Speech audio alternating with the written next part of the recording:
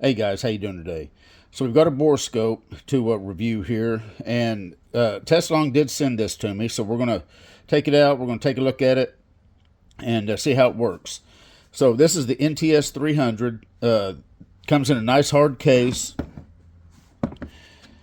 and we're going to open this up. I'll read off the specs, and then we're going to run this down a cylinder and take a look at a piston. And we're going to run it underneath the intake and see if we can get a part number off of the injector on our 2007 Jeep. Does come with a manual, safety warnings. All right, so this has a 4.5-inch screen. You can get this in a single, dual, or triple camera. This particular one is a dual camera, so you've got a camera on the end and you've got a camera on the side. And like I say, you can get it in a single lens camera also. It also comes in lengths of 3.3 feet up to 16.5 foot with a diameter of 4 millimeter up to 8 millimeter.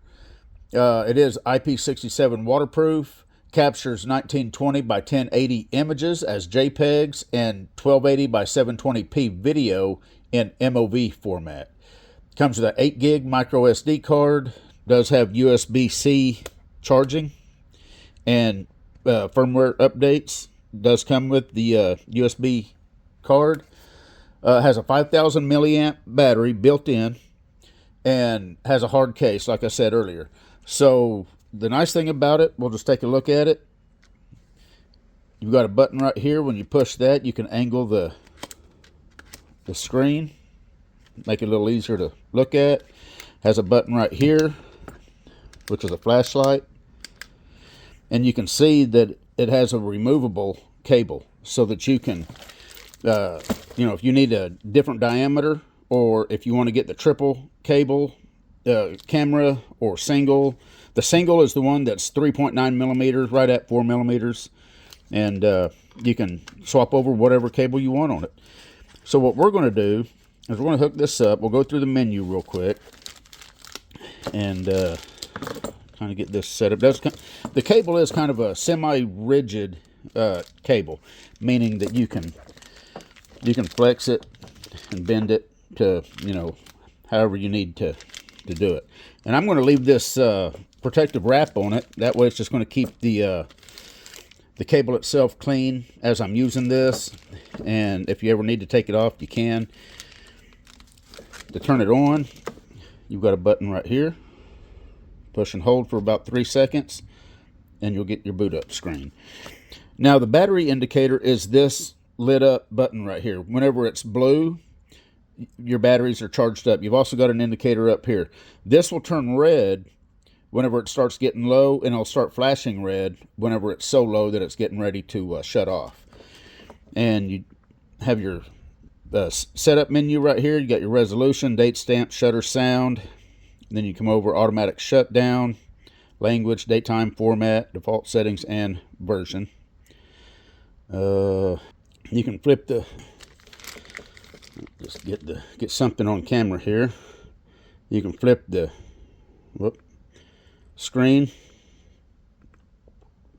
You can zoom in. That's 1.5, 1.3. Back to 1.5. Let's see here. You hit this button to either take a picture or to record video. To get it over to video mode, you hit the mode button right here. Now you're in video. You hit that. You got your recording symbol down here on the screen. Hit it again. Shut it off. It does have 6 LED lights here in the tip. Has 1 LED light here on the side camera. So the 6 and actually the side camera are dimmable, and you can shut it completely off. And then whenever you switch over to the side camera, you'll have your side camera right here. You can see my thumb, and of course you've got your single light on that, and dimmable also. So with that said, I think we pretty much went through the operation of it. Pretty basic, pretty simple. Oh, you also have a button right here that you can hit, and it'll go from side camera to the straight camera. So you've got that option also. So let me get over here on the Jeep. We're going to record going down into the cylinder, taking a look at the piston, and then we're going to go up underneath the intake and see if we can get the part number off of a injector. And it also comes with 3 different adapters. It's got a 45-degree mirror that you can screw onto the end of the tip. It's got a hook, and it's got a magnet. You just screw that, you take off your thread protector right here, and then you screw whichever one of those adapters on that you need. All right, there's a little bit of glare right now from the sun, so we're going to do this the best we can. Let me get what I was there. Get this over on video mode. We'll turn the light on that we're going to need, and down the hole we go. Oh, let me hit record.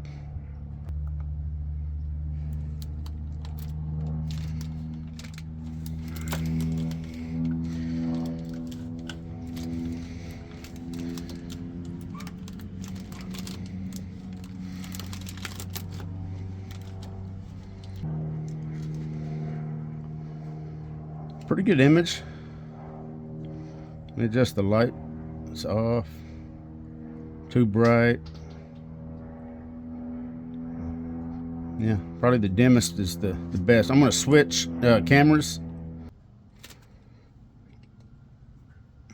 There's the side camera.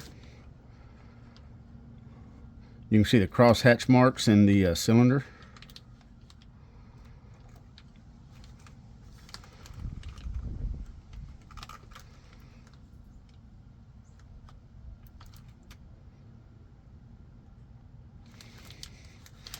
So now let's go under the intake, see if we can get a glimpse of the part number for the injector.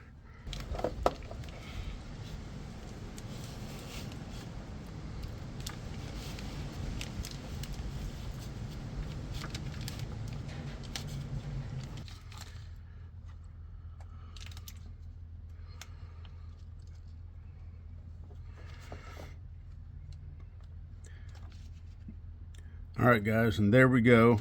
We're coming in. So let me, I'm going to switch modes. I'll stop recording. Switch over to camera. Get us a picture of that. Maybe see if we can get a little closer. Another picture.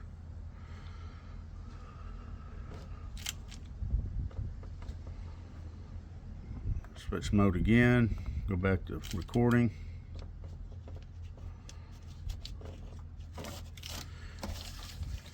Anyway, it's nice to have a Borescope at your disposal.